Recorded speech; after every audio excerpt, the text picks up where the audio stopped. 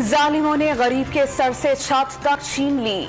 अवाम peoples party का साथ दें तो इमरान खान को छुपने की जगह नहीं मिलेगी। बिलावल भुट्टो का सरगोदा में धुआंधार खिताब। हर सूरत लॉन्ग मार्च करने का ऐलान। 2023 में तहरीक इंसाफ में हुकूमत बनाएगी। विफाकी वज़रा ने टीम तैयार होने का दावा कर दिया। मुमकिन नहीं कि सिंध में डाकू रात मजीद चलने दिया जाए। सिंध में जरदारी माफिया गॉड फादर बन गया। असद उमर और अली जैदी के वार।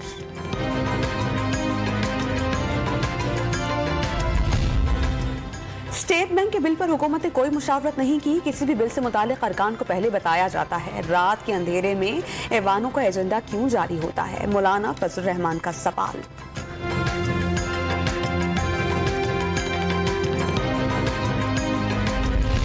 सिंध में बल्दियाती कानून के खिलाफ पीएसपी ने कराची के फव्वारा चौक पर धरना दे दिया। चेयरमैन मुस्तफा कमाल का इख्तियारात के साथ साथ वसाइल देने का भी मुतालबा। मुतालबात की मंजूरी तक धरना जारी रखने का ऐलान।